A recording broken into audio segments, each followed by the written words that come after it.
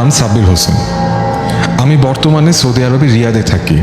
আমি আজকে যে ঘটনাটা বলবো সেটা আমার ছোট ভাই এবং আমার মায়ের সাথে ঘটে যাওয়া খুবই ভয়াবহ একটি ঘটনা।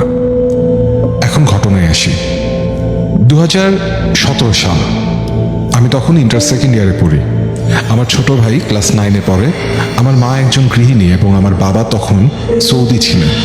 ছোটবেলা থেকেই ঢাকায় থাকি। ঢাকায় আমাদের নিজেদের বাড়ি নেই, আমরা বাসা ভাড়া নিয়ে থাকতাম। ঢাকার শ্যামলী এলাকার একটা বাসাতে থাকতাম। কোনো একটা কারণে আমাদের বাসাটা বদলাতে হয়, আমি কারণটা বলতে চাচ্ছি না। তারপর আমরা মোহাম্মদপুরের শেখের টেক নামক এলাকার একটা বাসায় উঠি। আর এই বাসায় ওঠাই ছিল আমাদের জীবনের একটা চরম ভুল সিদ্ধান্ত।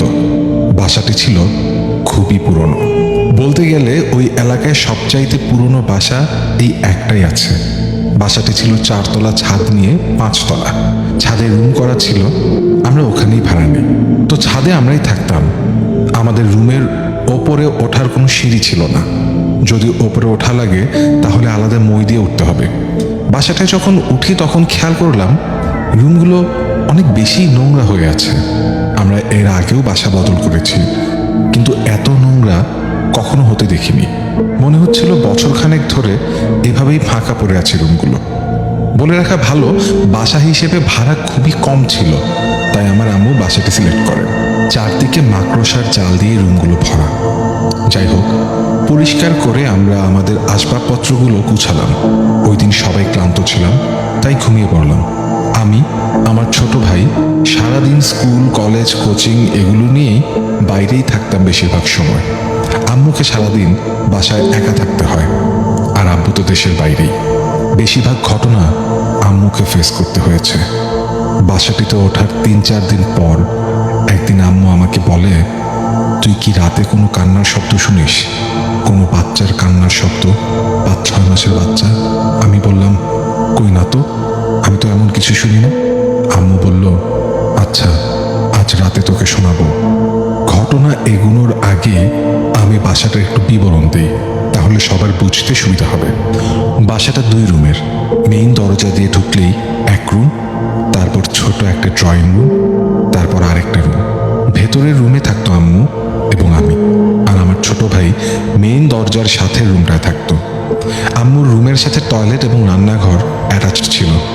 ঘটনায় আসি, ওই দিন রাতে আম্মু ঠিক 2:30-3টার সময় আমার রুমে এসে আমাকে ডাকবে। আমি ঘুম থেকে উঠলাম। আম্মু বলল, আমার রুমে আয় তাড়াতাড়ি। আমার ছোট ভাই তখন ঘুমে। আমি আম্মুর রুমে গেলাম। তারপর স্পষ্ট শুনতে পেলাম বাসার ছাদে কোনো একটা বাচ্চা কাঁদছে। আর সে কি মায়াবী কান্না, মনে হচ্ছে খুবই কষ্ট নিয়ে কাঁদছে। 5-7 মিনিট এভাবে কাঁদলো, তারপর একদম নিস্তব্ধ। আমি আম্মুকে বললাম, এগুলো খেয়াল করার দরকার নাই, আমরা আমাদের মতো ঘুমিয়ে থাকি বলে আমি আমার রুমে এসে ঘুম। বাচ্চার কান্নার শব্দটা প্রতিদিন হতো। আমি, আমার ছোট ভাই, আম্মু সবাই শুনতাম, কিন্তু কোনো গুরুত্ব দিতাম না। এভাবে কয়েকদিন গেল, তারপর বাচ্চার কান্নার শব্দ বন্ধ হয়ে গেল। সেই একই সময়ে নুপুরের ঝনঝন শব্দ আসতো ছাদ থেকে, আর মনে হতো ছাদের এক কোণা থেকে অন্য কোণায় কে যেন দৌড় দিল। তখন আমরা একটু ভয় পেয়ে গেলাম। 2 দিন এমন হলো।